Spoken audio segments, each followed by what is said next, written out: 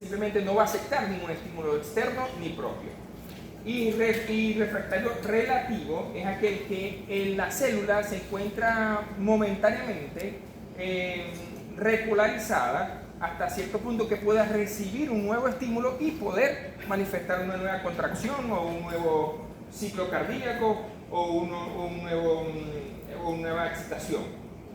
Dromotropismo o conductibilidad no es más que la propiedad que determina que los estímulos recibidos por esa fibra sean transmitidos al resto del miocardio, a la totalidad, y del sistema de conducción.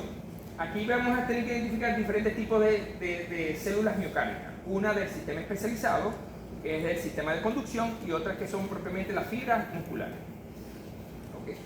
Recordando ahora, vamos a ver en qué consiste este sistema de conducción, que no es más que el inicio de esta respuesta, de esta contracción, y se va a dar por el estímulo que va a ocasionar el nodo sinusal, que ya sabemos que está en la aurícula derecha, en su poro superior, en la desembocadura de la vena cava superior. Este estímulo que el nodo va a producir se va a transmitir por los haces internodales, que es el anterior, medio y posterior. El anterior que tiene una rama hacia la aurícula izquierda, Bachmann, Weckenbach el medio y Thorel el posterior. Para así llegar a esta estructura especializada que es el nodo AB, para discurrir dos ramas, una hacia el lado del ventrículo izquierdo y otra rama hacia el lado derecho, para terminar de despolarizar lo que es el músculo miocárdico ventricular, terminando en las fibras de Purkinje. Hasta este momento vamos bien, ¿cierto? Creo que ya todos lo saben y creo que estamos repasando en este momento. Entonces, este sistema especializado es el que va a comandar lo que es la contractilidad o el ciclo cardíaco, empezando arriba por las aurículas y después los ventrículos. Los diferentes tipos de células que tenemos en el corazón son células automáticas o de respuesta lenta o células contráctiles de respuesta rápida. ¿Cuál va a ser la diferencia de estas células? Acá estamos viendo, vamos a describir, es el potencial extramembrana diastólico, que no es más que la fase de reposo, prácticamente de los diferentes grupos celulares del miocardio. Las células automáticas, a diferencia de las contráctiles, su diferencia va a ser que tiene una despolarización espontánea y se da por la permeabilidad de la membrana celular, dado que aumenta la permeabilidad del sodio y del potasio. Vemos aquí esta pendiente inclinada en la fase diastólica y aquí abajo vamos a ver los gradientes y la conductancia a los iones que están involucrados. La verde es a los canales de sodio y calcio y la de abajo la verde punteada es el potasio y la de abajo, roja y verde más clarita, es al sodio y calcio. Entonces vemos que en las células automáticas hay un aumento en la permeabilidad del sodio y calcio y disminuye la conductancia en esta fase al potasio. Esto hace que la célula sea inestable en esta fase. Por lo tanto, generando una pendiente hasta conseguir el potencial umbral, que no es más aquel potencial que va a generar el estímulo hacia esta célula.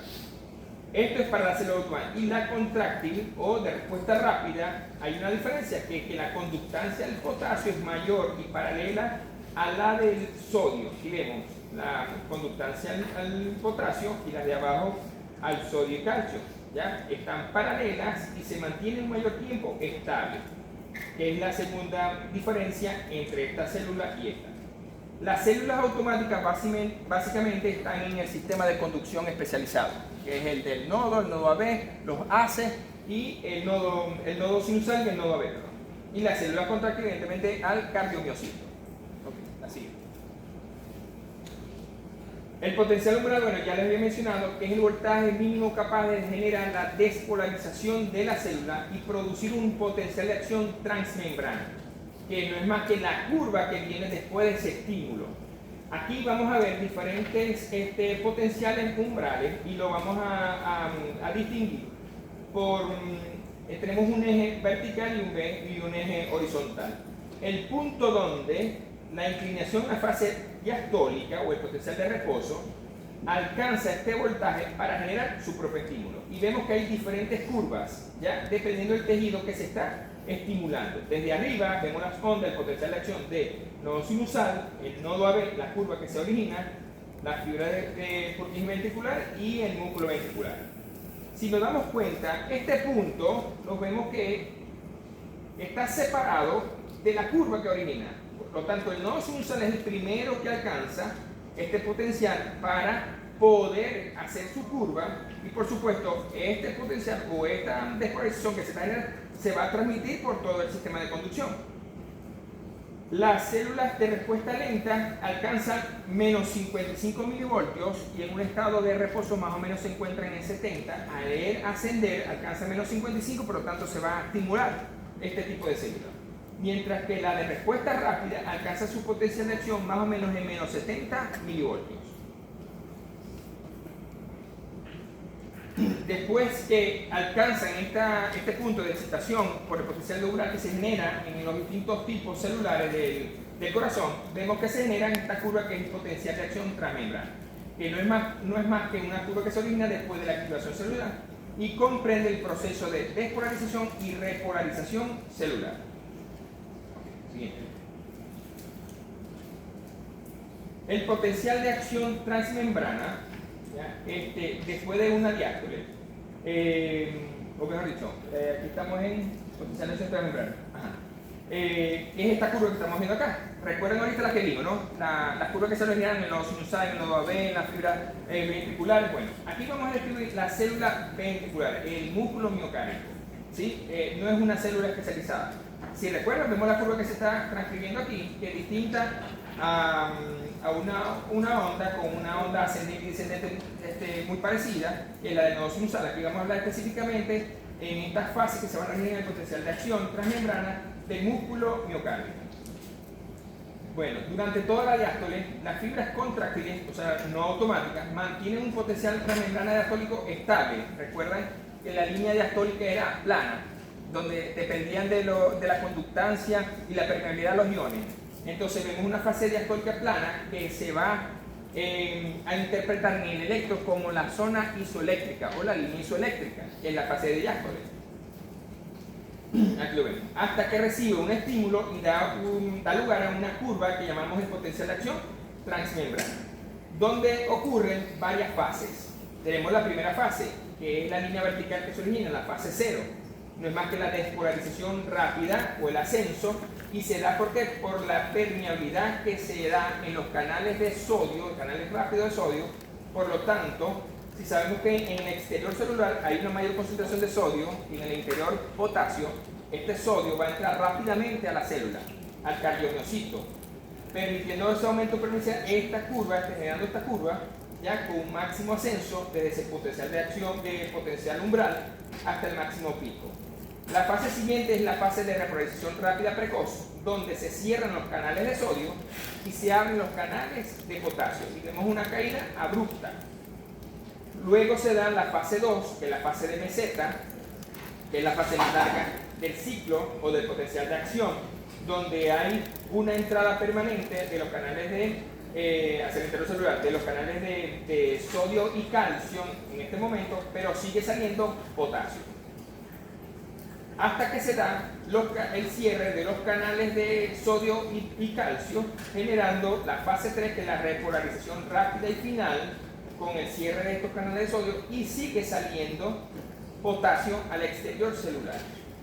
Aquí termina, y hay un descenso, aquí termina esta fase, generando lo que hace rato vemos que hay una fase de periodo de refractario relativo, donde vemos ahora que las cargas intracelulares son negativas y el exterior vuelve a ser positivo, pero con unas concentraciones de iones de sodio y calcio al interior celular, y el potasio totalmente está afuera.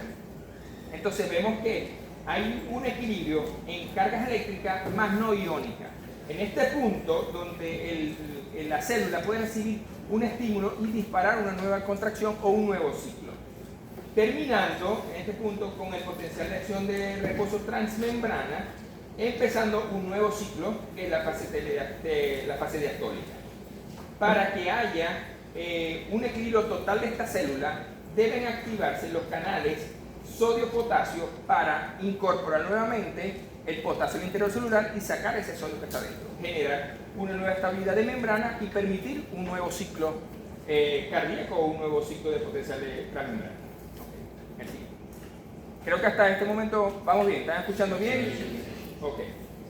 Esto no es más que repetir entonces todos los diferentes sistemas circuitos desde la parte superior hasta la parte inferior y la punta del corazón, por donde transcurre la activación miocárdica, originando desde el nodo sinusal, que es el interruptor, que es el generador de ese estímulo. ¿Dado por qué? Porque si vemos el eje vertical, vemos que el primero que alcanza el potencial de umbral, para su activación lo consigue este nodo, por ser una célula que es inestable en la diástole, que es la permeabilidad de esos canales que ya hemos hablado, se despolariza o genera su potencial, para así discurrir toda esta activación por todo el sistema de conducción y, por supuesto, ir generándose todas estas curvas potenciales de acción, que al final lo que nos van a transcribir es el complejo QRS, ¿ya? O la onda P, QRS y la onda T, en todo el electrocardiograma, y vamos a ver cuál va a ser la interpretación de todas estas curvas en el electrocardiograma.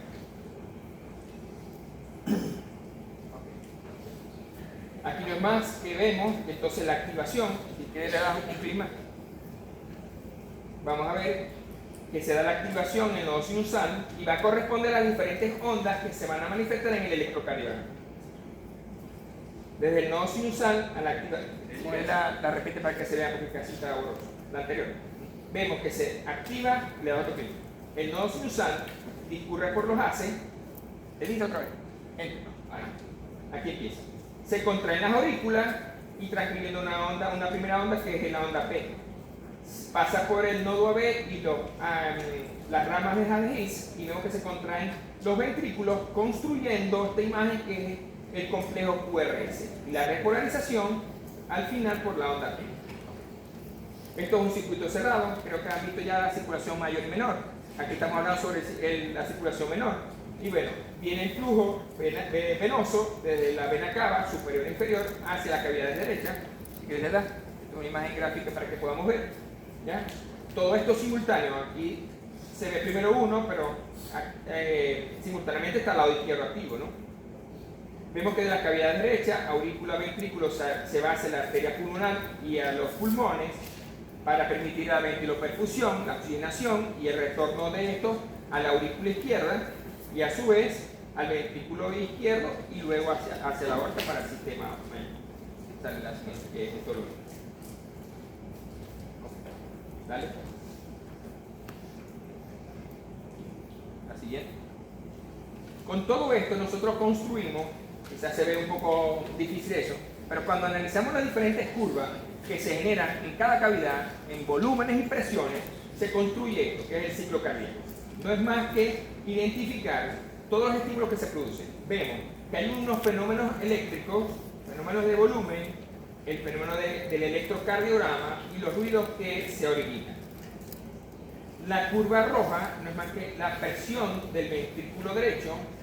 La raya punteada, vemos que la inferior es de la presión de la aurícula y la de arriba es la de la aorta. ¿Qué es esto? Un juego de cierre y apertura de válvula, ¿ya? Para permitir el llenado de cavidades, el cierre del mismo y poder transmitirlo a la siguiente cavidad. Cuando aumentan las presiones en diástole en la aurícula, hay la contracción auricular para terminar de llenar al ventrículo izquierdo-derecho. Esta curva es para el izquierdo. Es la misma curva para el derecho, pero las presiones son menores. Y por eso que vemos aquí a un costado una línea en milímetros de mercurio, la presión que se ejerce para generar contracción, cierres valvulares, periodo eyectivo o la sístole, para después empezar la diástole en un fenómeno de relajación. Aquí vemos todos los pasos.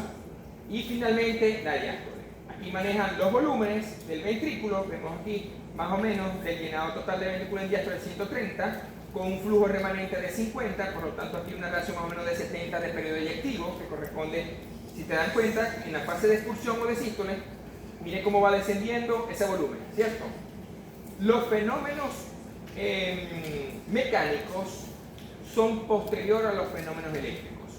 Primero identificamos en el electro todos estos cambios eléctricos. Vemos aquí la onda P, pero miren el nivel donde se contrae la aurícula. Vemos que se ve el efecto mecánico tardío con respecto a la onda eléctrica, pero más o menos identificamos las ondas que se van originando ya en la parte de diástole y sístole. Vemos aquí que el QRS hasta la onda T corresponde a toda la sístole, la línea isoeléctrica prácticamente a la diástole. Y estos cierres valvulares vemos que corresponden al primero o segundo ruido, que son los fisiológicos normales en la apertura de las válvulas AB, mitral para el lado izquierdo, tricúspide para el lado derecho, generando el primer ruido. Y el cierre de las válvulas sigmoideas, la aorta del lado izquierdo y la pulmonar del lado derecho, y vemos que origina el segundo ruido. Esto es una representación de todo el ciclo, viendo que es un ciclo continuo, permanente, y vamos a ver las diferentes curvas que se están originando en esta fase. Okay. Ahora vamos a hablar de la activación, de arriba hacia abajo, desde el impulso que se genera en el nodo sinusal. Y están representados esos impulsos por vectores. Los vectores, matemáticamente o físicamente, se representan por líneas, donde hay una punta y una cola. Esta punta, estas flechas, podemos decir que generan magnitud y fuerza. Y va a depender del tamaño de los vectores que se están originando. A eso llamamos vectores. Donde la punta de este vector va a generar la parte positiva que van a ser interpretadas por los electrodos exploradores. Donde un electrodo de la superficie que vea acercarse estos extremos va a transcribir en el papel electrocardiográfico o en el electrocardiograma ondas positivas. Mientras que diferentes electrodos que se van a ubicar en toda la superficie externa, y lo vamos a ver con ejemplos cuando coloquemos los electrodos del electrocardiograma, vamos a ver que entonces la interpretación de estos vectores se va a dar por esto. Si se acerca al electrodo explorador es positivo, pero si un electrodo explorador está en una parte distal donde ve estas flechas o vectores alejarse, se van a transcribir ondas negativas, como al igual que un vector que esté en medio, que vea una flecha, ya tanto acercarse como alejarse, va a hacer o va a transcribir ondas que son tanto positivas o negativas, o lo primero que vea. Entonces, la despolarización de la aurícula empieza desde la aurícula derecha y vemos que empieza de un vector de activación que se orienta hacia abajo, y vemos el vector, hacia adelante y hacia la izquierda. Y el de la aurícula izquierda es un vector que se orienta hacia la izquierda, hacia atrás y hacia abajo, apuntando a las regiones que se despolarizan de último, o sea que empiezan en su parte basal y esta es la última parte que se va a despolarizar, la parte distal. Aquí vemos la representación de la aurícula, no sé si lo ven de fondo, la aurícula derecha y la aurícula izquierda. Estos vectores al final van a generar vectores suma, que es que toda esta carga eléctrica o potencial o magnitud y fuerza que se origina van a generar un vector suma que va a ser el equilibrio prácticamente de todos los diferentes o múltiples vectores que se crean, generando potenciales más grandes para la aurícula izquierda y el derecho, y generan una suma que es la que va a ser interpretada prácticamente por los electrodos exploradores. Así. Acá no se ve muy bien. Aquí comenzamos a construir una serie de imágenes, ¿ya? En este caso estamos hablando de la despolarización de la aurícula. Aquí está interpretada en el electro por la onda P, y cada derivación o electrodo explorador, en este caso aquí está ABR, ABL, D2, D3, ABF, aquí está el vector suma, y este vector, que ya sabemos que el extremo, o la punta o el extremo proximal es positivo, y la cola es el extremo negativo, dependiendo de la ubicación de cada derivación exploradora, va a interpretar ondas, y podemos ver, ABF está positiva, si lo logran ver, ¿verdad? D3 positivo, ABL positivo, por acá vemos D2 positivo, ABR negativo, o sea que ya nos podemos dar una idea de qué es lo que vamos a conseguir en las diferentes derivaciones en el electrocardiograma. Vemos que el vector se está alejando de ABR, por lo tanto siempre en ABR debería ser la onda negativa, salvo algunas excepciones que serían en D3 y en ABL, que dependiendo de cómo vean estos vectores pueden transcribirse no solamente positivas, pueden ser negativas, variables o isodifásicas. Ajá, no, ya. ¿Iba a cambiar de color? Sí. Aquí vemos entonces las diferentes ondas que se pueden generar. Entonces, positivas es aquella onda que tiene una deflexión hacia arriba. Negativa, hacia abajo. Bifásica, vemos que puede ser hacia arriba, hacia abajo, y dependiendo de la magnitud, el voltaje, el tamaño, entonces podemos decir en la interpretación de estas ondas que pueden ser una onda bifásica más, menos. De este lado más o menos están viendo, ¿verdad? Sí. Creo que lo tapo un poco. Ok. Cuando la magnitud es igual, entonces podemos decir que es más, menos. La magnitud es diferente, siendo la punta positiva más pequeña que la negativa, entonces decimos que es más, menos. ¿Se entiende, verdad? Y si empieza negativamente, entonces empezamos con menos, más. Hay unas características para estas ondas que ahorita más luego la voy a describir. Vemos ondas que son muy picudas, altas, o bífidas, que son media duras, tienen escotadura, y vemos que tienen dos ondas. ¿La vemos? En estas diferentes presentaciones las podemos ver, tanto positiva como negativa, pero con una bifurcación. ¿La vemos? Bífida se llama. Ok. La siguiente. Terminando la activación de las aurículas, desde el nodo sinusal hasta el estímulo que llega al nodo AB, entonces empezamos con la activación de los ventrículos. Esto es una representación gráfica que no es más que el tiempo que dura desde que llega el estímulo al ventrículo en su parte basal, cuáles son las zonas que se van a activar primero. Entonces vemos, esta es la pared libre del ventrículo izquierdo, el ventrículo derecho y el tabique o septum, ¿cierto? Entonces, las primeras, vamos a decir, las ramas de Haz de His, las primeras porciones que son tocadas son las que se van a activar primero. Y de ahí discurre el resto de la activación. Entonces vemos que en su porción del ventrículo izquierdo, en la parte media, es lo primero que se va a activar. Y miren el tiempo que va a tardar ya en activarse en estas estructuras. Comienza a desarrollar el septum hasta que sea su totalidad y después pasa a la pared endocárdica, tanto del ventrículo izquierdo como del ventrículo derecho, hasta despolarizar la pared completa, libre de ambos ventrículos, dejando en su última fase las porciones basales, que son las últimas que se van a despolarizar. Si ven acá, ya vemos cómo se va despolarizando cada tejido y esto nos va a llevar a que se vayan a generar, así como en la aurícula, en el ventrículo también, diferentes vectores de activación. Miren y recuerden esto, ¿no? ¿Cuáles son las fases que se van despolarizando? Para generar, entonces, diferentes vectores. Así. Si recuerdan, se activó primero en el tabique o en el septum, ¿cierto? Aquí se generan entonces vectores del septum, ¿ya?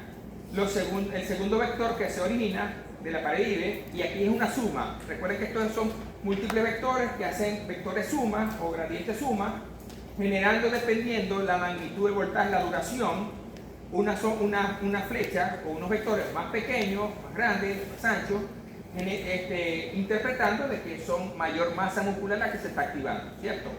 Entonces, con respecto al músculo ventricular izquierdo, que es mayor masa que el ventrículo derecho, entonces las fuerzas, las cargas que predominan son las izquierdas. O sea, es como una suma de cargas.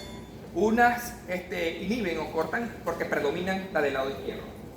Y las últimas partes del ventrículo izquierdo que se despolarizan, recuerda que son las bases, ¿cierto? Entonces, miramos los vectores que se originan en las bases, que son el último vector. Entonces tenemos el primer vector de despolarización sectaria, se dirige hacia la izquierda, ¿ya? De izquierda a derecha, de arriba hacia abajo, de atrás a adelante. El segundo vector, que es el de la pared libre, es el de mayor voltaje y se dirige de derecha, en este caso, a la izquierda, de arriba a abajo, de atrás hacia adelante. Y el tercer vector, que es el de las masas parsectales altas y se dirige de izquierda a derecha, de adelante hacia atrás. Estos vectores son los que nos van a determinar entonces la morfología del complejo QRS. Si nosotros colocamos electrodos exploradores en la superficie, que van a estar alrededor del corazón prácticamente, entonces cada complejo QRS va a estar determinado por unas ondas positivas o negativas dependiendo cómo vean estos vectores. Por ejemplo, el vector 1, si el electrodo está del lado derecho, ¿cómo ve la flechita esta? Acercarse. Por lo tanto, van a hacer reflexiones positivas hacia arriba. Dependiendo de la ubicación de los siguientes electrodos exploradores, entonces uno puede decir, bueno, como ve el primero, porque en cada complejo van a ver estos tres vectores. Como ve el segundo vector, como ve el tercer vector. si uno está del lado izquierdo y ve este vector, si lo va a acercarse, va a hacer transcripciones positivas. Pero si está aquí y vemos que el vector 1 que se dirige hacia la derecha y él está hacia la izquierda, o sea que él ve ese vector alejarse, las primeras ondas que van a conformar el complejo QRS son ondas negativas, dependiendo de su magnitud, su voltaje y fuerza. De esa misma manera van a ser esas ondas QRS, Q chica, R grande, y si hay vectores sumas, quiere decir que un vector, un electrodo explorador ve tanto el 2 como el 3, bueno, acercarse, todo eso se suma y van a haber ondas mucho mayor, más grandes o mucho mayor, más altas, ¿no? Ok, la siguiente. Basado en todo eso, entonces se van a generar todos los diferentes complejos QRS que podamos ver. Entonces, de la misma manera, en la nomenclatura que habíamos hablado de la aurícula, con la morfología de las ondas, aquí mismo sucede, aquí también sucede lo mismo. Vemos, la primera onda hacia arriba es una R, la siguiente a esta onda es una S, por lo tanto, si vemos una deflexión positiva chica, llamamos a este complejo R minúscula, con una S siguiente, S mayúscula. Si vemos que las ondas son iguales, decimos que es una R mayúscula, S mayúscula. Si el complejo empieza con una onda positiva, definitivamente es una onda R, la siguiente es una S pequeña. Aquí hay una suma, diríamos, ¿cuál es esto? Una Q, una S, cuando hay R, que sería la deflexión positiva. La suma de esto se llamaría QS. Si solamente es una onda positiva hacia arriba, la llamaríamos R. Ojo, todos estos son complejos QRS, indistintamente estén las tres o no lo estén. Pero la nomenclatura decimos, bueno, ¿cuál es que es? Una onda R solamente. Una primera onda R, la segunda onda más grande S mayúscula, y si aparece después de una onda S otra onda positiva, la llamaríamos R', ¿sí? Minúscula porque es pequeña. En el siguiente ejemplo sería R chica, S grande, R' mayúscula. Primera onda, R chica, S chica, una segunda onda positiva, R' chica, y una segunda onda negativa, después de una onda R, sería una S minúscula prima. Si el complejo empieza por una deflexión negativa, sería la primera onda, y sería la onda Q. Si es grande, una Q mayúscula. Seguirá una onda pequeña positiva, sería una R minúscula. De la misma manera, cuando vemos onda más profunda, Q mayúscula, R mayúscula. Q chica, R chica. ¿Entienden esto, verdad? Q chica, R grande, S chica. Este es el patrón habitual que casi siempre vemos en todas las derivaciones. Q chica, R grande, S grande. Q chica, R chica, S grande. Y cuando solamente R, que tiene una escotadura o mellada, le llamamos R mellada. ¿Sí? Aquí podemos ver, en esa nomenclatura podemos ver complejos normales y otros que son patológicos. Pero la idea es que sepamos entonces que estamos identificando en esta morfología. Okay. Ahora continuamos con el electrocardiograma, que no es más que un registro gráfico de las fuerzas eléctricas producidas por el corazón. Y ya hablamos de los vectores, donde se va a transcribir en un papel milimetrado ondas que van a representar el ciclo cardíaco. Esto lo llamó Beethoven con ondas y le dio nombre, le dio letras, que es PQRSTU, según el orden del alfabeto. Y aquí vemos algunas derivaciones con las diferentes morfologías. Ya hablamos que el electrocardiograma es el registro gráfico de estas fuerzas eléctricas producidas en el corazón, y quien las va a interpretar es un aparato que es el electrocardiógrafo, que no es más que un aparato esencial a través de los cuales se registran fuerzas eléctricas producidas por el corazón, mediante los cables que se conectan al paciente y al equipo. En el papel que se va a transcribir, lo que es un papel milimetrado, ¿ya? Que son de milímetros, cada cuadrito es un milímetro, y vamos a identificar dos ejes acá. En el eje vertical vamos a hablar sobre voltaje.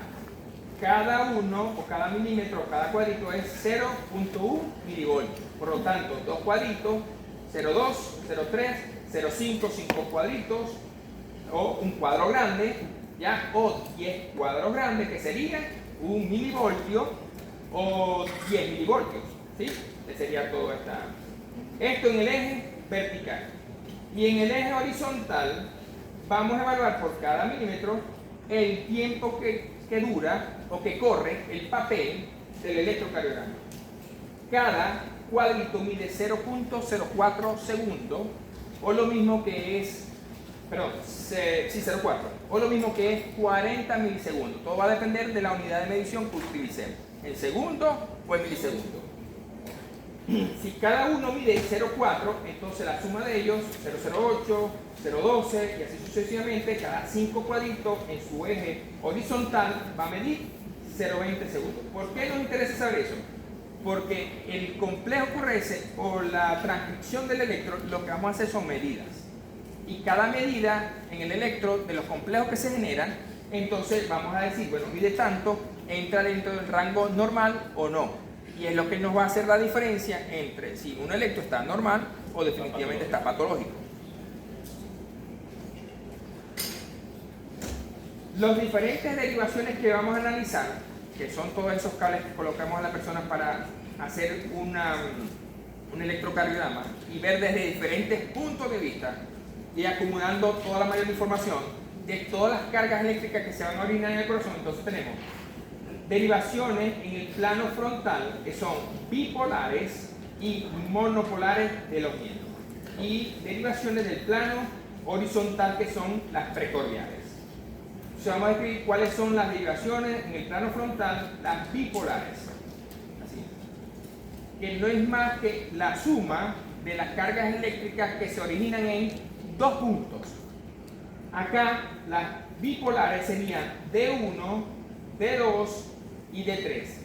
Con esto, en el ser humano, en el cuerpo, vamos a ver que el análisis de cada derivación va a depender de un sitio a otro o de un extremo a otro, donde D1 va a registrar las cargas eléctricas interpretadas desde el brazo derecho al brazo izquierdo, generando una flecha. Y no es vector, aquí estamos viendo un sentido de la interpretación de esta derivación. Pero que igualito en esta flecha vamos a ver que entonces tiene un extremo igualito, positivo y lo negativo. Y como en el vector también la flecha interpreta el polo positivo, de la misma manera en estas derivaciones vamos a hacer lo mismo. Entonces, D1 en su extremo negativo, que es el brazo derecho, hasta el brazo izquierdo en su extremo positivo. D2, la segunda derivación, que aquí vemos la flecha que interpreta esta interpretación de cargas eléctricas, donde el brazo derecho en su polo negativo y la pierna izquierda de su polo positivo. Y D3 sería desde el brazo izquierdo en su polo negativo, y vemos la flecha que lo interpreta, y su extremo positivo, que sería la pierna izquierda. Todo esto, la siguiente, lo que nos lleva es a formar ya un circuito cerrado. Y todas estas derivaciones van a interpretar hacia dónde se generan esos vectores, y por lo tanto cada uno de ellos va a interpretar esas fuerzas eléctricas e interpretarlas en el papel electrocardiográfico. Einthoven consideró que las tres derivaciones bipolares eran un circuito cerrado, como se lo mencioné, y que se crean a partir de las leyes de tensiones de Kirchhoff. Se postula que la suma de esas tres derivaciones o tensiones se genera un circuito cerrado que es igual a cero. Estamos rodeando prácticamente esa carga eléctrica en el cuerpo. Así. Aquí vemos entonces el circuito cerrado y que puede ser traspolado hacia la cavidad torácica, teniendo como punto medio o centro el corazón. Y lo que estamos analizando entonces, las cargas eléctricas cardíacas que se están originando, y vamos a ver, ya lo vemos aquí, la disposición en su extremo, por así, si es D1, negativo de D1 en el brazo derecho y positivo en el extremo del brazo izquierdo, y así sucesivamente con cada derivación, D2 y D3. Más adelante vamos a ver que si nosotros hacemos un circuito cerrado, nosotros podemos traspolar ya no solamente al tórax, sino esta línea, llevarla que atraviesen o que pasen por la mitad del corazón, para ubicar estas derivaciones prácticamente ya en el tórax, pasando por el centro del corazón y analizando todos los potenciales que se van a originar, o todos los vectores que se van a originar. Okay. En estas leyes se establecen varias, ¿no? y dice que el triángulo es equilátero, todos los lados son iguales. Sus lados son equidistantes al centro de la actividad eléctrica del corazón. Los tres vértices que corresponden a las tres raíces de los miembros: brazo derecho, izquierdo y pierna izquierda. Y que el triángulo constituye una expresión del plano frontal que pasa por el centro del corazón. Y comenzamos ya a armar un complejo de derivaciones para tu análisis. Y que los diferentes vectores originados durante la activación cardíaca deben considerarse originados en el centro del triángulo del corazón. Así.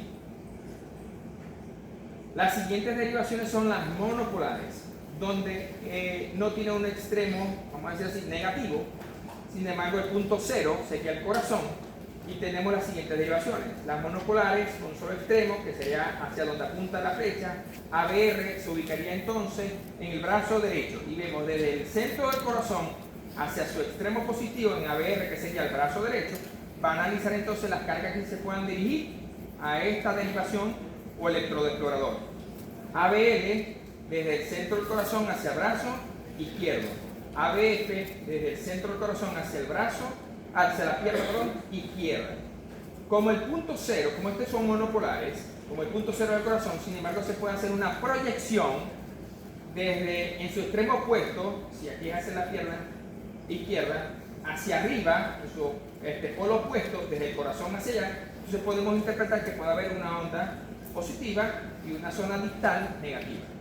Esto no está descrito así, pero uno lo interpreta porque podemos hacer interpretación en el electro haciendo proyecciones de estas derivaciones, que son las monopolares de las extremidades. Así. Entonces vemos, de la misma manera que el otro, en las bipolares, aquí vemos los tres componentes o las tres derivaciones monopolares y la traspolamos al tórax. La vemos desde el centro corazón, cada extremidad, y aquí tenemos ABR, donde el brazo derecho sería el extremo positivo, punto neutro 0 el corazón, igual 0 en ABL, pero al brazo izquierdo su polo positivo, y ABF hacia la pierna izquierda. Todas las cargas, vectores que se vayan a originar, dependiendo hacia dónde se dirigen, cada una de estas derivaciones va a interpretar por ondas que pueden ser positivas, negativas o difásicas. ¿Sí? ¿Vamos bien? Ok. Ahora, a este complejo de derivaciones, nosotros le vamos a dar grados.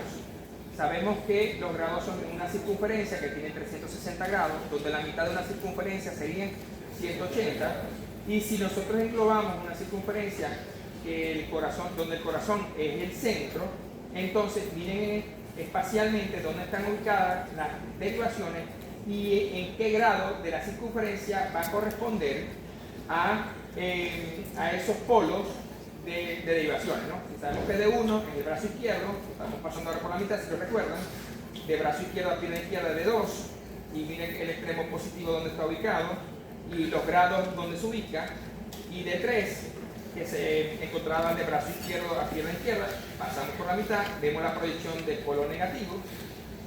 Estos son las bipolares, entonces vemos en la circunferencia los grados que se van originando.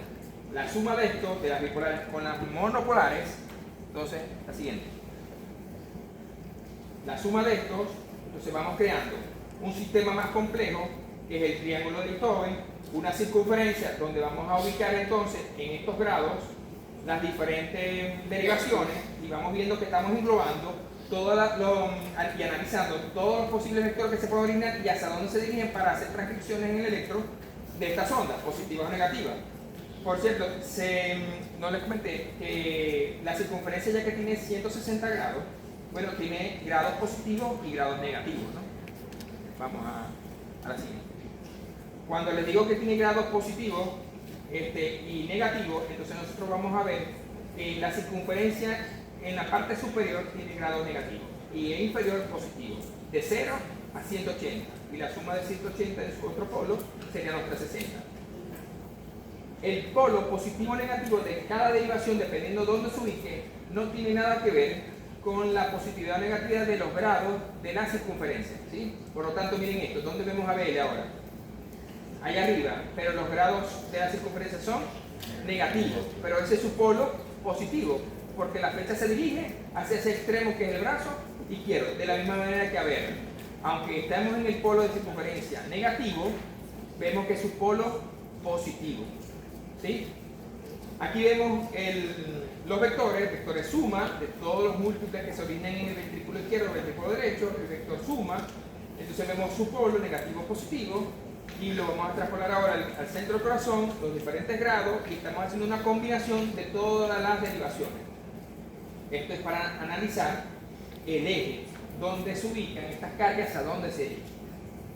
Por lo menos tengamos la idea, y esta clase no está dirigida a conocer hacia dónde se dirige, pero por lo menos que tengamos la idea. Así. Y terminamos con las precordiales. Ya vimos las monopolares y las bipolares del plano frontal.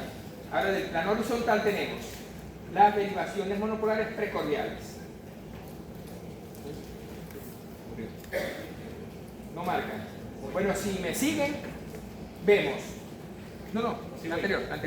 Entonces vamos a hablar de las derivaciones precordiales de B1 a B6, ¿cierto? En el plano frontal son 6 derivaciones y en el plano horizontal son 6 más. Por lo tanto, las derivaciones que se van a estudiar son 12. Tomando como referencia el esternón, ¿ya? Si me siguen, vemos ahí un esquema. Del lado derecho, la clavícula, ¿ya? Y tenemos los espacios intercostales. ¿Te marca? Sí, la primera. Tenemos aquí la referencia anatómica del esternón. La clavícula, ¿ya? Para generar entonces los espacios intercostales. Vemos espacio intercostal número 1, 2, 3, 4, y por supuesto lo identificamos a la palpación. Entonces, el vector, la derivación precordial B1 la vamos a ubicar en la línea paraesternal derecha en el cuarto espacio intercostal. ¿Me acompañan, verdad? Bien. Ajá. Logras ver la estructura anatómica, ¿cierto? Entonces estamos en el tórax, el esternón, la clavícula, identificamos la clavícula, ¿cierto? A partir de allí comenzamos a contar los espacios intercostales, ¿sí? Entonces tenemos el espacio intercostal 1, claro, en este caso es del lado derecho, pero es lo mismo para el lado izquierdo. 1, espacio intercostal 2, 3 y 4. ¿De qué nos sirve identificar estas estructuras y espacios? Bueno, precisamente para ver cuál va a ser la ubicación de cada derivación. ¿Sí? Desde B1, entonces va en la línea paraesternal derecha en el cuarto espacio intercostal, que es B1, ¿cierto? B2 en la línea paraesternal izquierda en el mismo espacio, cuarto espacio, va B2. Vamos. B4, me voy a saltar porque aquí no tiene un lugar específico, sino que tiene B4, línea media clavicular, quinto espacio intercostal. Y B3 iría en un espacio equidistante entre B2 y B4. Iría B3. ¿Sí? B5 en el mismo espacio intercostal, quinto, pero en la línea anterior axilar. Y B6 en la línea media axilar va B6. En el mismo espacio intercostal, el espacio 5. Aquí ya estamos ubicando entonces las precordiales del plano horizontal. Así es. De una forma espacial, si hacemos un corte del tórax, vemos el corazón, entonces vamos a ver dónde van a estar ubicadas las diferentes derivaciones. ¿Sí?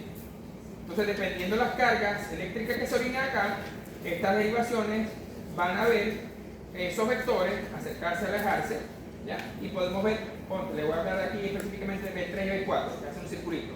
El vector suma del ventrículo izquierdo, ¿se acuerdan que tiene una disposición, una orientación de atrás hacia adelante, de derecha, izquierda? Entonces acá estos vectores pueden ver el vector acercarse y alejarse. En B3, B4 normalmente vamos a ver ondas RS y la llamamos también transicionales. Estamos viendo que están viendo estos electrodos exploradores, están viendo acercarse y alejarse en una forma distal. Como B1 y B2 lo ve en su mayor parte alejarse, pero B5 y B6 lo ve la mayor parte, y sabiendo y recordando que tiene magnitud y fuerza mayor, acercarse.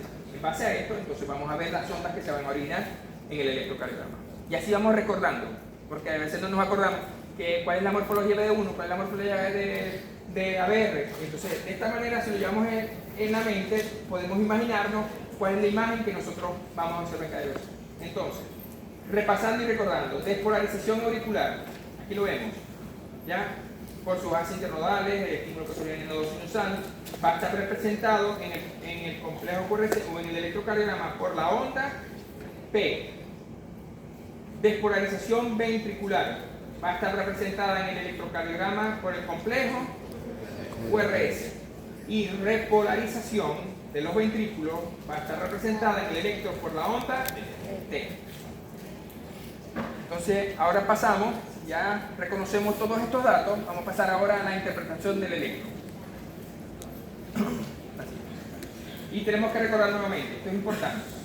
Ya vimos que se transcribe en un papel milimetrado, que el eje vertical nos mide voltaje y el eje horizontal nos mide tiempo. El aparato está programado, está configurado, por lo tanto, en base a esa configuración es que nosotros le vamos a dar las medidas y los valores de cada cuadrito. Por lo tanto, el electrocardiograma no es más que el registro que ya habíamos hablado, donde se conecta el aparato a una corriente eléctrica, se colocan los electrodos, comprobamos la calibración y revisamos la estandarización, que sería que el papel debe correr a 25 milímetros sobre segundo con un voltaje de 1 milivoltio, que es lo mismo 10 milímetros, ¿cierto? Y nos va a dar esto. Si ya sabemos lo que mide, y ahorita sabemos de dónde salieron esas mediciones de cada milímetro, entonces vemos que la onda P y la línea siguiente, que es el segmento PR, y el conjunto de picos y valles, nos va a dar los intervalos. El intervalo PR entonces va a tener una medida normal estandarizada de 0.12 segundos a 0.20, o lo mismo es 120 a 200 milisegundos.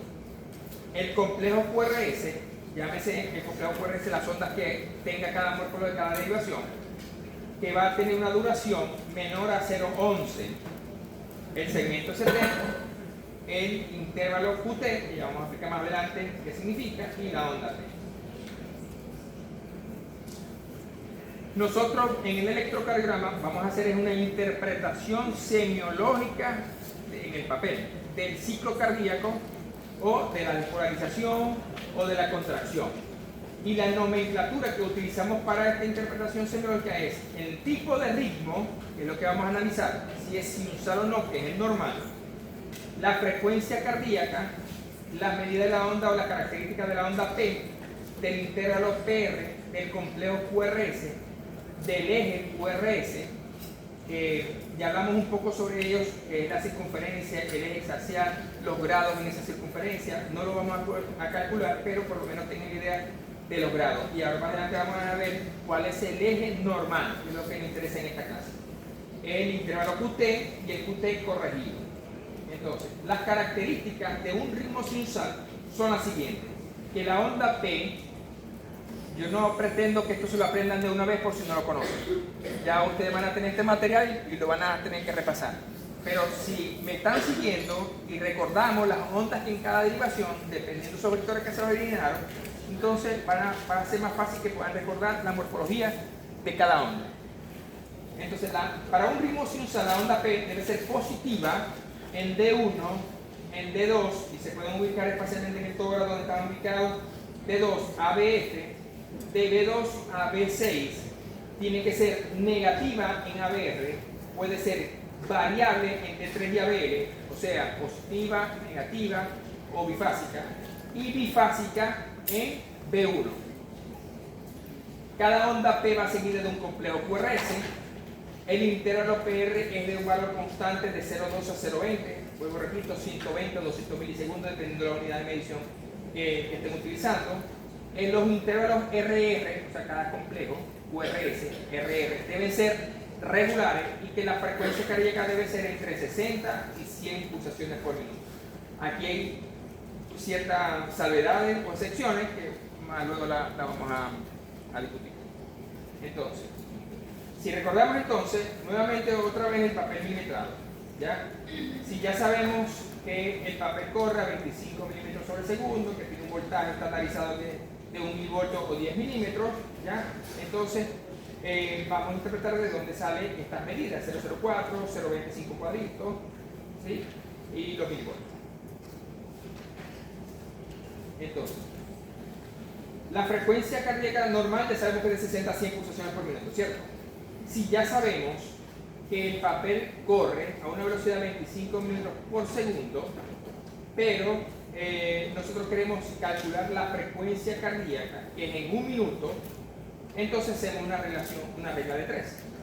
Si en 25 milímetros un segundo, para llevarlo al minuto, ¿cuántos segundos nos faltan? ¿O cuántos son? Son 60 segundos al minuto, ¿cierto? Entonces, hacemos la regla de 60 por 25, que es lo que corre el papel, entre 1, me da que un minuto en el papel electrocardiográfico tiene que ser 1500 milímetros, o lo mismo es 1500 cuadritos pequeños para calcular la frecuencia en un minuto. Ahora, si esto es con respecto a la duración en tiempo de cada cuadrito. Si 25 milímetros un segundo, un milímetro, ¿cuánto mide? ¿Ya? Entonces, 1 por 1 entre 25 me dice que un cuadrito en velocidad sería 0.04 segundos, lo mismo que es 40 milisegundos. Entonces, entre dos líneas oscuras del electrocardiograma hay 5 milímetros o 5 cuadritos pequeños. Cada cuadrito pequeño es 0.04. Cada 5 milímetros, un cuadro grande, es igual a 0.20 segundos. Y tenemos diferentes fórmulas para calcular la frecuencia cardíaca. Tenemos la regla de los 300. Y en base a esas medidas y a esas mediciones que ya les expliqué, es que se dan estos números. La regla de los 300 es 300 entre los cuadros grandes que existan entre RR de cuadros grandes. Entre cada complejo QRS o RR, ¿cuántos cuadros hay grandes? Por lo tanto, un cuadro grande, 5 cuadritos. Si un complejo QRS o RR están entre dos cuadros grandes, ¿cierto? Que serían 10 cuadritos, yo lo que hago es 300 entre dos cuadros grandes.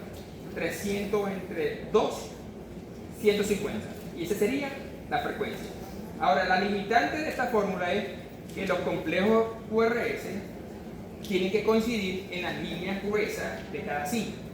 A menos que tú veas que el número es redondo, son 5, que son 10, porque son múltiples de 15, entonces tú dices, bueno, 300 entre 1, 300 entre 2, 300 entre 3, para calcular la frecuencia.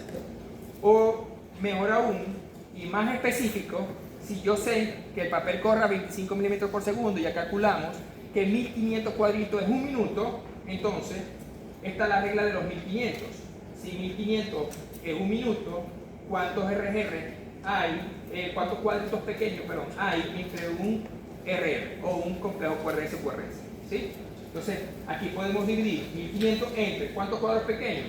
10, 12, 13 para los números impares, y aquí más específico. Distintamente de las de los 305, 10, 15 que son múltiples, entonces aquí puedo específicamente dividir los cuadritos pequeños que existen, y eso me va a dar la frecuencia.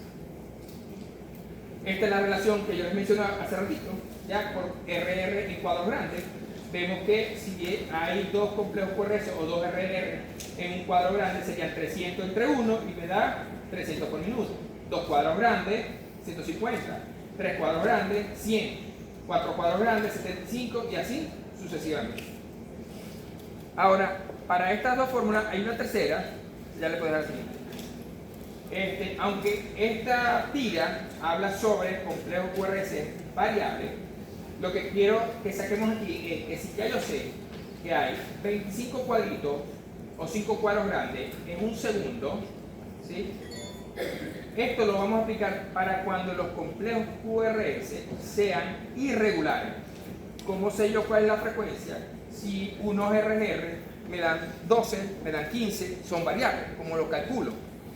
Entonces, si yo sé que hay 25 milímetros en un segundo, yo puedo hacer una tira de un dedo largo, que normalmente es la que se hace, y eso es por los vectores y por la morfología que se da en esos complejos. Entonces, 50 cuadritos o 10 cuadros grandes serían 2 segundos, y así sucesivamente 15, 20, 4 segundos, 5, 6 segundos.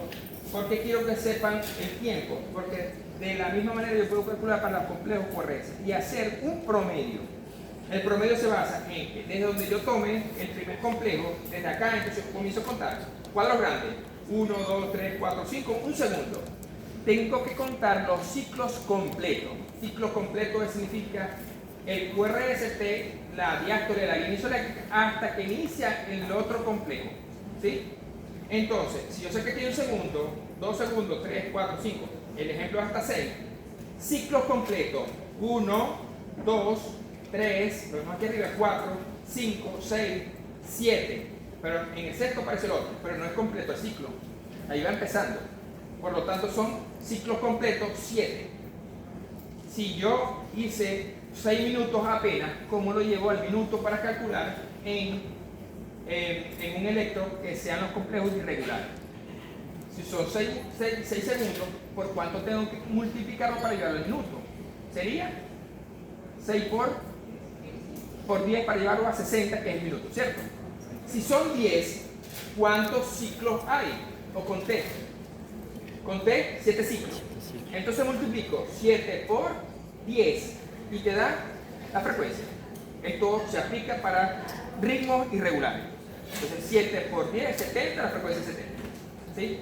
Ah, pero si hice un trazado de 3, ¿por cuánto tengo que multiplicarlo para llevarlo a 60? 3 por 20, 60. Entonces, hubo, ponte, 4 ciclos completos. Por 20 sería 80. ¿Ya? Dependiendo del tiempo que yo tenga, puedo calcularlo a 3, a 6, evidentemente. Mientras sea una tira más larga, más confiable y más precisa va a ser la frecuencia. Si es por 10, es por 6. Cuantos ciclos haya, lo multiplico por 6. Si la tira es de 10 segundos y me da la frecuencia. ¿Entendido? Ese usamos para RRs irregulares. Repito, esto es para RRs irregulares. La arritmia más frecuente con complejos variables es la fibrilación auricular. ¿Sí entienden cuando decimos nosotros RRs irregulares? ¿Saben? ¿Sí entienden eso? ¿Sí o no? ¿Y por qué lo preguntan? O sea, porque lo estamos asumiendo que está entendido porque va para el examen. Entonces, hablamos aquí de RRs irregulares, pero no sé si ustedes saben. Claro. Márcale una E. Entonces, Márcale aquí una E. no se ve muy bien, ¿no? Pero yo veo la onda T, ¿verdad? Pero aquí antes está el complejo QRS. ¿Vemos esta línea? Sí. Este es el complejo QRS. Y vemos esto también, ¿verdad? Este es otro complejo QRS. O Ani, márcale las R primero. Por eso. Porque era esto. Entonces la R es esta. Vemos aquí un complejo R, que está coincidiendo con la línea, otra R, otra R. Estos R son regulares. Cuando yo llamo regulares, quiere decir que la distancia entre una R y otra es igual a la siguiente. Si yo cuento aquí, vamos a decir que empezó aquí, 5 cuadritos, 10, 15, 20, 23 cuadritos aquí. Entonces entre R y R hay 23 cuadritos y yo cuento a la siguiente complejo, que es 5, 10, 15, 20, 23. Estos son complejos RR regulares. Cuando decimos irregulares, es que aquí son 5 cuadros grandes, 4 cuadros grandes, 3 cuadros grandes. Entonces los RR son variables, son irregulares. Cuando yo pongo como ejemplo calcular la frecuencia en base a segundos, es para un ritmo irregular. Este ejemplo está en un trazado que es regular. Vuelvo a repetir, lo que me interesa es que sepan cuántos segundos, que ya lo hemos calculado, cuántos ciclos hay en un trazado de un ritmo irregular. Entonces, por cuántos lo voy a multiplicar para llevarlo a calcular. Es un promedio, es un estimado y acercarme a la frecuencia estimada de ese paciente que tiene una frecuencia irregular. ¿Se entendió ahora lo irregular? Este cálculo se da para ritmos irregulares. Para los regulares ya tenemos nosotros la regla de los 300 y la regla de los 1500. ¿Sí? Ok. Sí. Sabiendo esto, entonces aquí les pongo un ejemplo. Entonces, vamos a hacer como una dinámica. Si ya sabemos cuáles son las características del ritmo sinusal, entonces yo quiero unos voluntarios para que me digan qué tipo de ritmo es este y cuáles son las características si se acuerdan.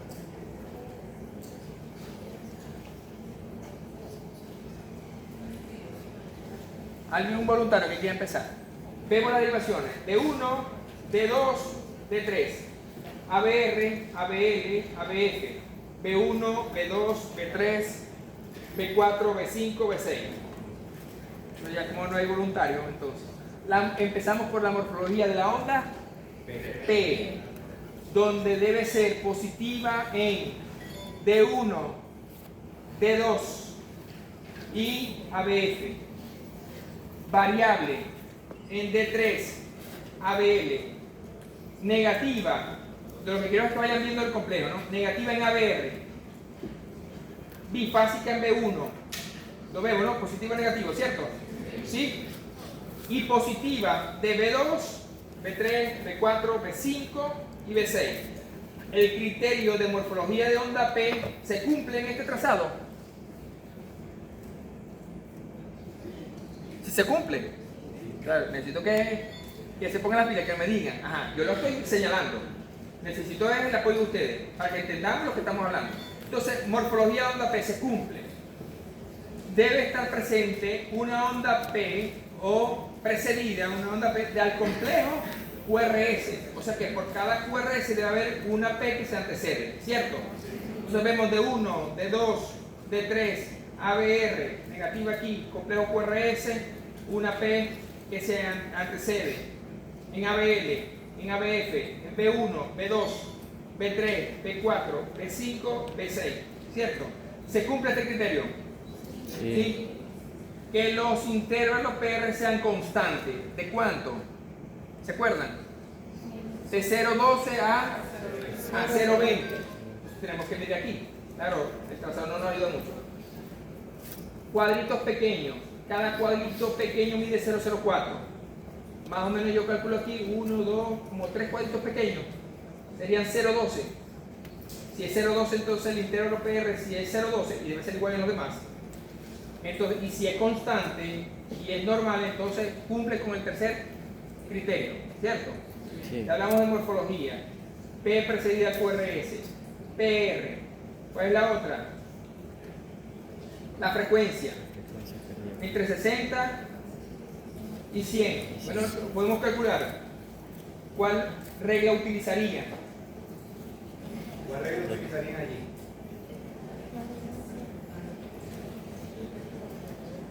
La de los 300, la de los 1500. Vemos que los complejos son más o menos regulares. No empiezan específicamente en una línea gruesa. Bueno, vamos a contar acá, de 2. ¿Ya cuántos cuadritos hay? 5, 10, más o menos aquí. 15. Aquí hay 1, 2, 17, 18, 19, 20 cuadritos más o menos. Entonces, si es la regla de 1500, 1500 entre 20 sería...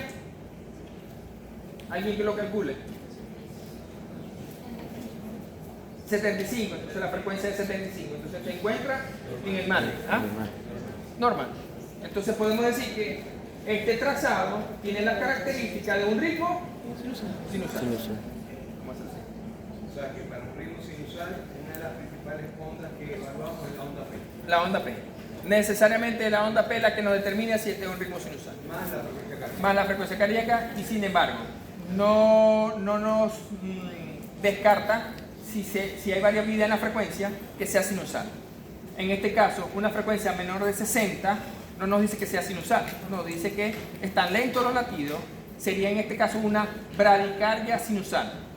Y más de 100 sigue siendo sinusal, más de 100 sería taquicardia sinusal, si cumple con el resto de los criterios. ¿Cierto? Ok. Calculemos entonces aquí la frecuencia. En D2, ¿cuántos cuadritos más o menos calculan acá? Estamos en la frecuencia. Contemos. 100. 100. Sí, no sé, que no saben mucho los cuadritos. Ajá. Bueno, pero acércate y lo cuenta.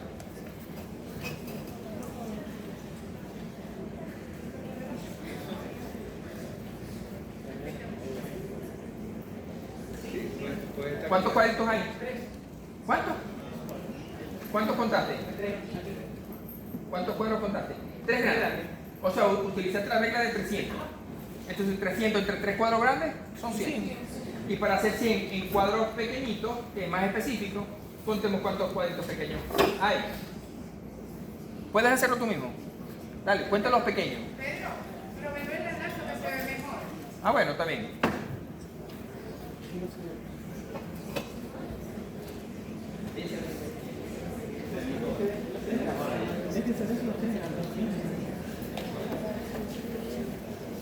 A ver aquí. Creo que hay 5 y 10. ¿Se lo ven, no? Aquí es como 3. 13. Aquí es como 4. 14, 15, 16, 17. Si hacemos la regla de los 1500, entonces 1500 entre 17, alguien tiene una calculadora y lo puede hacer. 88. Entonces mire la diferencia. De 100 a 88. 50 los cuadritos pequeños. Pero igual sigue estando normal. Recordemos entonces. La onda P es la primera onda en el ciclo o en el complejo que vamos a evidenciar. La primera deflexión positiva. ¿Cuáles son las características de la onda P? Que nos interpreta. Entonces, la onda debe ser positiva, y recordamos, de 1, de 2 ABF, de B2 a B6. Negativa siempre, sin ABR. Ojo, si se sale de esto, estamos hablando de algo patológico. Por eso es que nos aprendemos esto y sabemos que aquí está pasando algo. El ritmo será del nodo sinusal o viene de otra parte. Variable de 3 y ABL, bifásica en B1. La duración, que es la línea horizontal, debe ser hasta 0.11. 0.11, ¿cuánto es? 2 cuadritos o 2 milímetros. Y un poco más, 2,5. El voltaje hacia arriba debe ser hasta 2.5. Si cada cuadrito pequeño es 1, entonces sería hacia arriba 2 cuadritos y medio. Para decir que la morfología, la característica de la onda P, que nos habla sobre la depolarización auricular, entonces si cumple esto, entonces una onda P normal. La onda P, si nos habla de la despolarización auricular, entonces tenemos dos ondas, una línea ascendente y una línea descendente. No debe superar 0.11 segundos y no debe superar el voltaje, que es vertical, vale 2.5 milímetros, ¿cierto? Esto no es más que aquí está interpuesta la despolarización de ambas aurículas. Vemos este primer tiempo en la línea vertical hacia arriba, ¿ya? La primera onda que interpreta la despolarización de la aurícula derecha. El resto hacia abajo de la onda descendente de la aurícula izquierda. Lo podemos ver aquí mejor. Aurícula izquierda, puntos negros, lo vemos acá. La primera deflexión hacia arriba, positiva, interpreta la despolarización de la aurícula derecha. El sectum, por una línea punteada, lo vemos en la cúspide de la onda, y de la cúspide al resto de la onda, que es la línea descendente, es la despolarización de la aurícula izquierda. Me captan esto, ¿verdad? Sí. ¿Por qué les menciono esto? Aquí les pongo un ejemplo. Morfología normal en tiempo, voltaje, despolarización de aurícula derecha e izquierda. Pero si se sale de estas características y vemos una onda P picuda que supera 2.5 y sabemos que la primera línea vertical interpreta la despolarización de la aurícula derecha, podemos ver una onda picuda y representaría, como en este caso aquí vemos el electrobajo, un crecimiento de aurícula derecha, ¿sí? Pero en caso contrario, si vemos que no es alta, sino que es tardía en el tiempo y sabemos que mide 0.11, entonces la línea descendente de esta onda interpretaría que hay un mayor retardo en la despolarización de la aurícula izquierda. Una onda así, podemos estar ante la presencia de un crecimiento de aurícula izquierda. En voltaje, siempre interpretación de aurícula derecha. En tiempo, aurícula izquierda. Y tenemos que saber la morfología normal para identificar esta onda y entraríamos en un plano de patología. ¿Ya? ¿Entendido? Sí. La siguiente medida que hacemos en el complejo QR sería el intervalo P, que es más que la onda, picos y valles. Entonces, es el tiempo empleado en el estímulo para propagarse desde el nodo sinusal hasta el punto donde comienza la despolarización del ventrículo. Nos acordamos del dibujito, del nodo sinusal los hace al nodo AB, ¿cierto? Ese es el tiempo. Y esto representa el retraso fisiológico que sufre el estímulo al pasar por el nodo AB. La duración debe ser de 0,12 a 0,20, PR. Y se acuerdan que es un criterio de ritmo sinusal, ¿cierto? Entonces, si está cortado o menos de 0,12, estamos ante una patología. Pero si estamos en más de 0,20, también entramos por lo normal y está en otra patología. Comenzamos con los grados de bloqueo, con las preexcitaciones, que también. Entonces nos damos cuenta que tiene que cumplir estos criterios para hablar de un ritmo sinusal, un PR normal, de características de este intervalo. Duración de 0,12 a 0,20. La siguiente es el complejo QRS, que puede estar presente en las tres ondas o en sus diferentes formas, ¿ya? Donde esto va a representar la despolarización del ventrículo, debe durar entre 0,6 a 0,10. Puede tener o no onda Q, que es la primera deflexión negativa que antecede a la onda R, y el eje del plano frontal va de 0 a 90 grados, que es el sistema axial, que es la circunferencia en grados, y que es el cuadrante inferior izquierdo, que es el que determina que el eje es normal para este complejo QRS. Si se sale de este cuadrante, entonces podríamos estar hablando de la presencia de ciertas patologías que también están destinadas a esos cuadros patológicos. La onda Q no es más que la primera deflexión que aparece, que es negativa, el QRS, y que precede a la onda R. La R es la deflexión positiva, vemos acá, del complejo QRS. Haya o no haya Q, la primera deflexión positiva es onda R, esté sola o esté acompañada. Y la onda S es cualquier deflexión negativa que aparece después de una onda R, o sea, la segunda onda negativa. La onda Q es normal cuando cumple estos criterios. Cuando el voltaje de la Q es menor al 25% de la onda R, al 25%. O sea, menos de una cuarta parte de la onda R que lo antecede. La duración de la onda Q no debe ser hasta 0.04 o menor a ello. Una pregunta. Acá.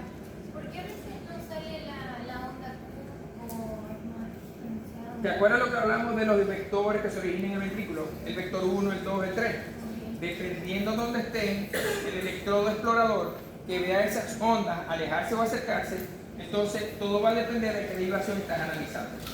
En algunas son normales, en otras no. En una, si yo veo el primer vector, el del sectum, ¿se acuerdan? Si yo lo veo acercarse o va a alejarse, ¿ya? Si lo veo alejarse, yo veo onda Q, el primer vector. Pero si lo veo acercarse, se le va a sumar la interpretación del electro con el segundo vector, que lo va a ver acercarse.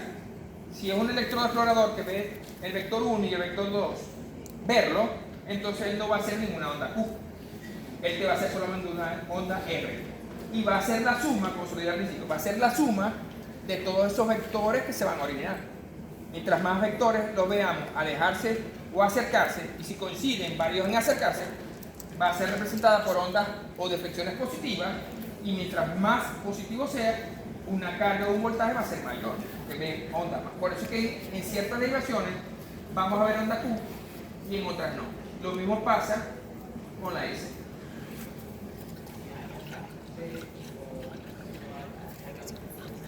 ¿Cómo? Ondas T. Ajá. No, pero no entendí. Onda Q con onda T. Después del complejo QRS, QRS. la onda T. La T. Ajá. Y la U. Ah, la U. La U. La U lo que habla es, no hemos llegado a eso, se lo iba a mencionar, pero habla de la despolarización de los músculos papilares. Como eso genera bajo voltaje, por eso es que pueden verse en algunos, en la mayoría no se ven, porque son tan pequeños que no se logran identificar.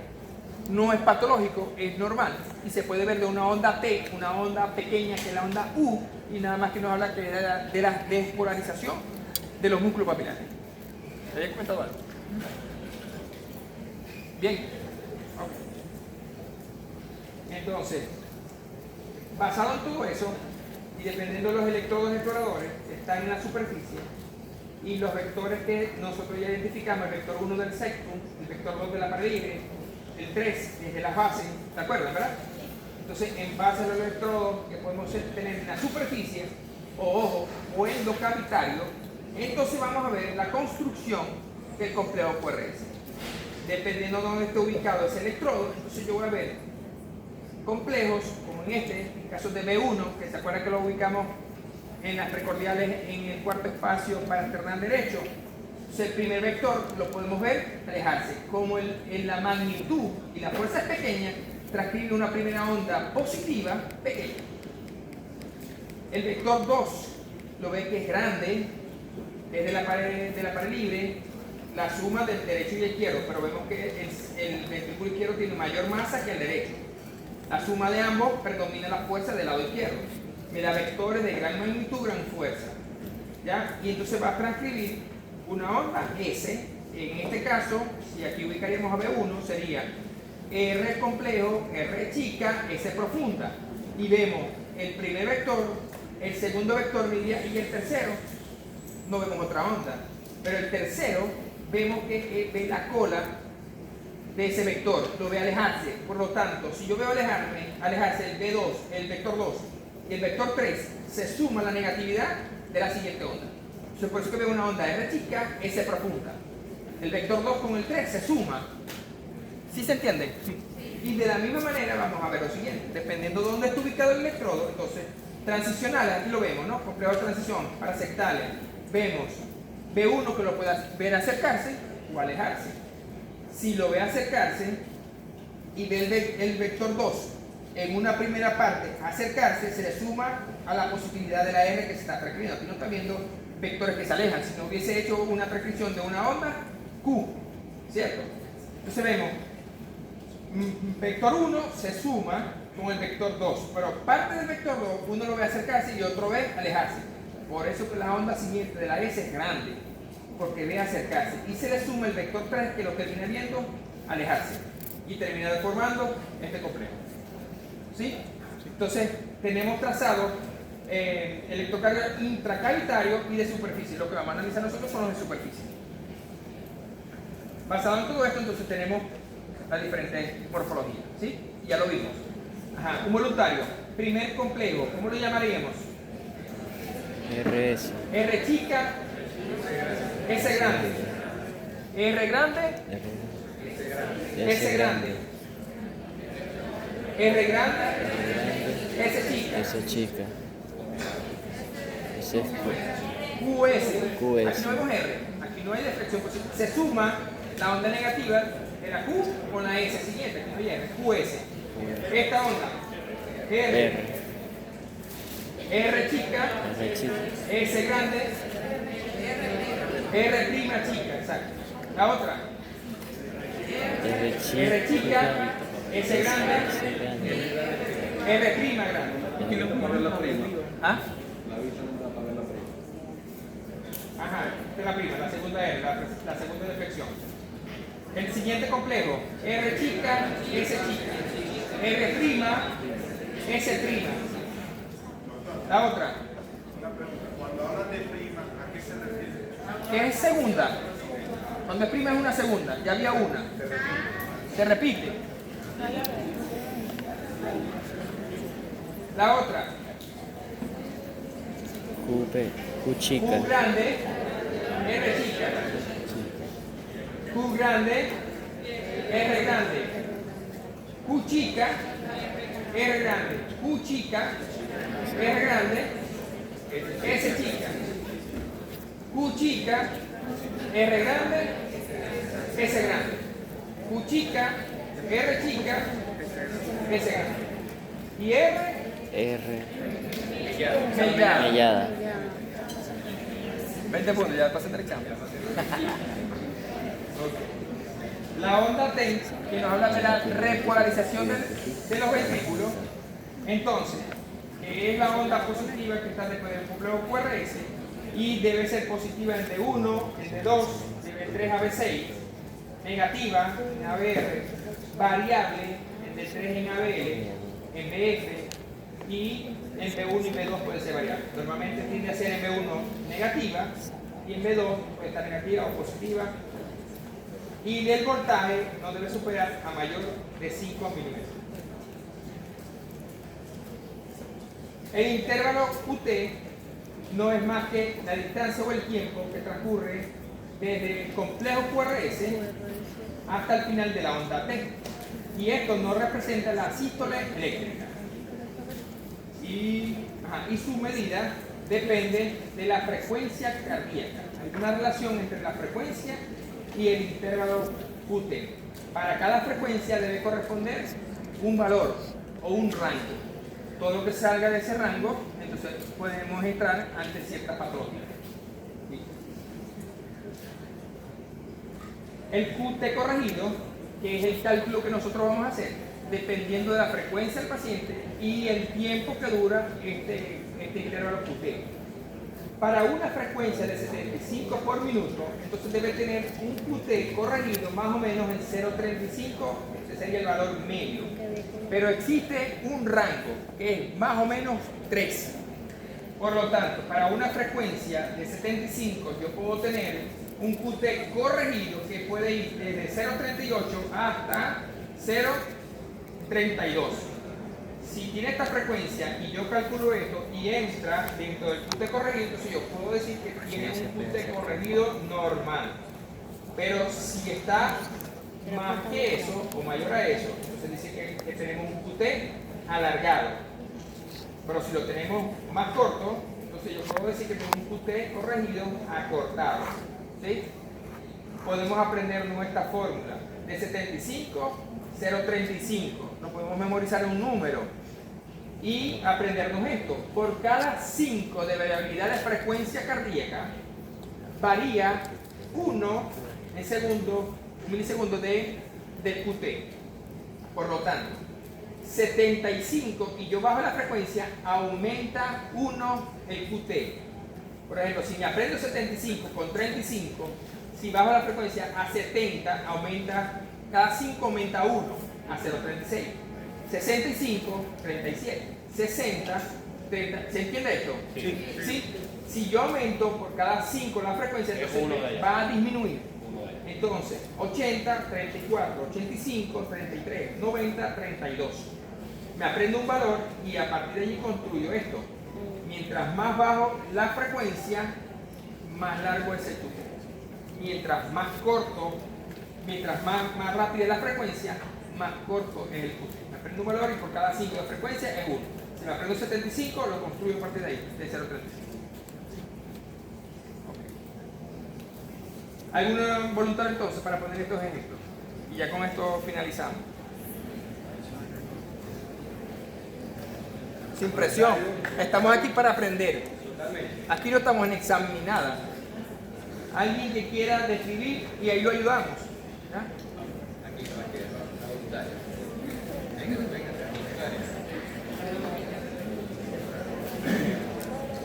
vamos, la voluntaria ya. Nadie hay de voluntario. Bueno, primera vez que yo veo un grupo tan perezoso. ¿Ah? Otro grupo, yo quiero. Siempre. No hay presión, vente, aquí, solamente para que hablemos de esto y vamos corrigiendo. No estamos en examen. Sé que hay mucha información que de repente para ustedes es nueva, pero la idea es eso. Entonces, cuando vayan a los libros, vayan a repasar. Ya me acuerdo, ya revisé. Vamos a describir el electrocardiograma. ¿Ya? Ustedes dos pueden ayudarse ahí. Criterios para ritmos sinusados. La característica de la onda P. ¿Cuáles deben ser? La onda P debe ser positiva. Variables de 3. Vamos a describir las positivas, si te acuerdas. Positiva debe ser en D1, aquí está, vamos a identificar las derivaciones. D1, D2, D3. ABR, ABL, ABF. Y aquí las precordiales, ¿no? B1, B2, B3, B4, B5, B6. Entonces, positiva en D1, D2 y ABF. ¿Cómo está en ABF? Positiva. ¿Cómo está en D2? Positiva. ¿Cómo está en D1? Negativa. ¿Cumple con el criterio allí? No, hasta ahorita no. Vamos a ver además. En D3 y ABL debe ser la morfología de la onda P. No. variable. Eso. En D1 la vemos positiva, o sea que está bien. En ABL la vemos negativa, o sea que pudiese ser. En ABR siempre debe ser y la vemos positiva. Ok. Y esto electrón también. Ajá. Es una pregunta para ti. En B1, P cordiales, ¿está? Yo diría que está bifásica, que hay una muesquita que sube y otra que baja.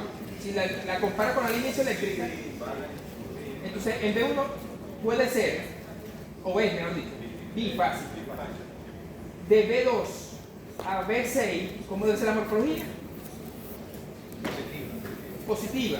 Lo vemos en B2, lo vemos en B3, lo vemos en B4, B5. Entonces cumplen los criterios o no los cumplen. De la morfología de la onda P. Y en otras no. Entonces aquí pasó algo. Entonces, ¿por qué en una se cumple y en otras no? ¿Cuál puede ser la hipótesis para eso? Ya Carlos lo dijo.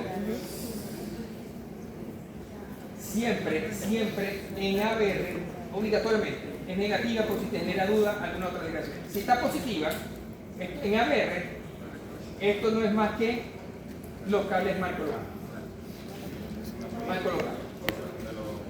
Entonces ya aquí no rompe. ¿Ah? Sí, claro. Entonces no cumple con un criterio de ritmo sinusal y aquí se rompe todo y aquí pasó algo. Este derecho está mal hecho. Hay que repetir. ¿Perdón? A ver, siempre debe ser negativa. Siempre. Si está positiva, que está por Está mal colocada. ondas, igualmente en ABR, todas están negativas. Todas. Todas Siempre. negativas en ABR. Si se acuerdan dónde está el vector de ABR, el brazo derecho. Si se acuerdan las mayores cargas de los vectores que van de arriba hacia abajo, la flecha se va hacia abajo. Por esa razón es que siempre vemos en D2 los complejos con tendencia a ser mayormente positivos. Lo vemos aquí como medio. Aquí puede ser que pase otra cosa, no necesariamente que tenemos un complejo QR es una R alta, pero podemos describir otras cosas acá que en este tema no nos importa ahorita, ¿no? Pero entonces ya vemos que tiene ondas periódicas, rompe uno de los criterios para ritmo sinusal. Ya sabemos que puede ser. Podemos medir lo demás. O sea, que el ABR como tal sirve, o sea, no es un marcador patológico, sino que sirve más para identificar si la máquina está dando. No, aquí podemos identificar otras cosas. O sea, ABR nos ayuda a identificar infartos posteriores. Si yo veo cambio acá. Ya, en la morfología del QRS, la onda T. Si ya tú conoces cuál es la morfología habitual del QRS en ABR, entonces tú puedes ver anomalías y decir que este complejo QRS no debería ir aquí. Es lo mismo que la onda P. Estamos analizando la onda P que es aurícula. Sigue la ley que marcó anteriormente. ¿Cómo? O sea, sigue la ley esta que marcó anteriormente, la de la onda P, que es positiva. Ajá. Claro, pero aquí, a juro, ¿por qué? Porque ABR está en el brazo derecho. Y su extremo positivo de ABR está acá. Pero los vectores hacia dónde se van? Hacia la punta del corazón, hacia el lado izquierdo. Y ABR siempre va a ver, desde el ventrículo, la aurícula, las cargas, ¿cómo? Alejarse. Si yo estoy aquí y yo veo que toda la carga está para allá, siempre la onda P debe ser negativa. Y la tendencia del complejo QRS, si aplico lo mismo para el ventrículo, debe ser complejo QRS con tendencia a ser negativo. Sí, claro. Por eso, estamos analizando solamente un criterio. Aquí no te está descartando que lo seas sinusal. Tú puedes cumplir con la. Aquí lo que te está diciendo es, hey, esto me parece no sé, aquí pasó algo. Aquí te está diciendo, hey, aquí están los cables invertidos. Pero nosotros busquemos los demás criterios. Entonces, una onda P que precede a otro criterio. Al complejo QRS. Entonces vemos que hay una onda P que precede al QRS en D1, en D2, donde la veamos mejor, en D3, lo vemos que antecede en ABR, en ABL, en ABF, y en las precordiales también lo vemos. O sea que este criterio sí se cumple. Que el tiempo de medida debe ser no superior a cuánto, o cuánto debe medir, mejor dicho, el intervalo PR. 0,11. De 0.12 a 0.20, vamos a contarlo.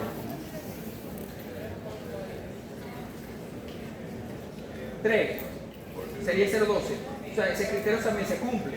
Entonces medimos, vemos la morfología de la onda P, que no nos aplica aquí. La morfología, el PR, la P que precede al QRS, la otra morfología, la otra característica, la frecuencia. ¿Pueden calcular la frecuencia aquí?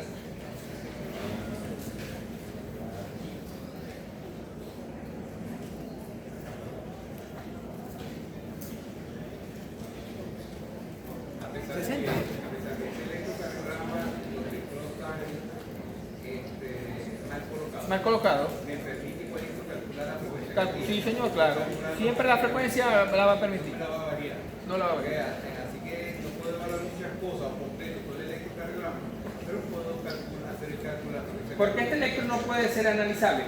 Porque yo en ABL estoy viendo una onda T negativa, una onda Q que es patológica y yo puedo dar una mala interpretación, decir que este paciente tiene un infarto en la cara lateral o una isquemia también, pero resulta que no hay nada de eso. Resulta que esto viene de la morfología de onda P. Miren cómo te cambia todo. Ya, una onda P negativa, o sea, estos electrodos están cambiados y yo voy a decir que hay un infarto cuando no lo hay. Miren lo importante de hacer diagnóstico solamente con el electrocardiograma, identificar si cumple o no con los criterios. ¿Ya la sacaron? 68. ¿Qué regla utilizaron? ¿Qué ley utilizaron? ¿Y cuántos cuadritos contaron? 22.532, 62. Sí. Y el último criterio es que los RR sean regulares. ¿Considera que son regulares? Son regulares. Entonces, esto es un ritmo Sunsan, no un electroanalizable, porque simplemente tenemos electrodos cambiados.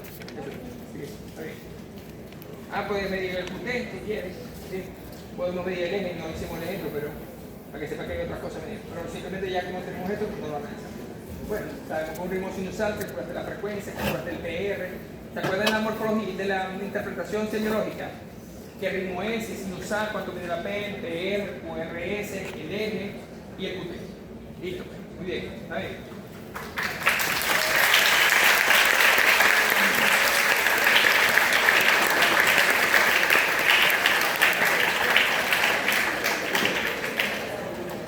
Bueno, si quieres... En relación con lo que vimos al inicio, por ejemplo, con las mesetas, estos electrocardiogramas también nos ayudan a interpretar, por ejemplo, anomalías en lo que es el transporte de iones en la celda, ¿sabes? O problemas. No, aquí estamos analizando el sistema eléctrico. Sí, claro. Sí puedo analizar alteraciones iónicas, electrolíticas sobre todo. ¿Ya? Si yo tengo hipocalemia, hipercalemia, yo puedo ver una morfología variable dependiendo qué condición crea yo que estoy analizando, pero sí lo puedo ver. Pero ojo, es algo eléctrico, ¿no? Tú me puedes hacer suponer que tiene ondas T picudas, podemos estar ante la presencia de X alteración, igual que el calcio también, si lo vemos. Si el paciente tiene taquicardia, si tiene bradicardia, todo eso lo podemos ver, pero es interpretación. El electro es el complemento de lo que yo veo en la clínica. ¿Ya? Yo tengo que saber que él tiene dolor, que está deshidratado, que tiene diarrea, que tiene vómito, para yo presumir, decir, bueno, puede tener alteración electrolítica, ¿qué cambios voy a conseguir aquí? Sí, señor. Todo esto es una herramienta diagnóstica, complementaria, que nos aporta mucha información, pero no podemos pasarlo por encima. Yo no puedo hacer un diagnóstico, no, tiene un infarto y no he visto el paciente. Ojo, si lo puedes hacer, pero el deber ser es que tú analices el contexto general.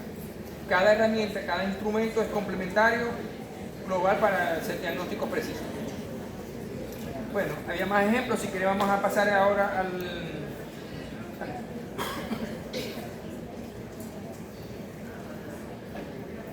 y vamos a hacer, si quieres, la práctica con el electro para que identifiquemos entonces dónde vamos a colocarlo. ¿Te parece? Pero vamos a hacer, lo único que pasa ya es que vamos a que puedan ver cómo se hace un electro. ¿Okay? Vamos a acusar a un voluntario, como hay muchos acá. Vamos a colocar un voluntario y vamos a hacer un electrocardiograma para que sepa dónde colocar cada electrodo, para que sepa cómo se realiza.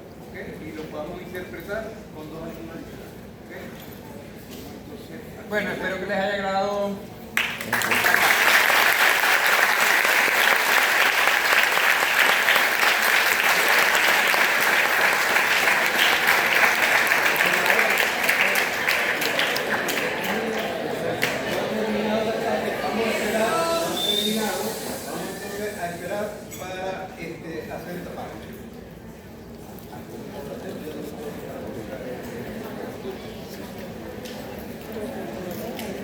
que dijiste que no quisiste hablar, pero que vas a... Una pregunta, si acá se termina. Si te llamaron, ay, a ti también, te llamaron para que no quisieron... ¿Vas a hacer qué? ¿Modelo? Dime, vaya. ¿Qué cuáles son los parámetros para identificar un infarto? Un infarto. Cambios en la onda T, principalmente. La onda T, si la ves ahí, son positivas casi siempre, pero en ABR. Pero si tú ves una onda T negativa, te habla de izquierda. Pero si te habla una elevación del segmento ST, eso no lo hablamos porque no corresponde a esta clase.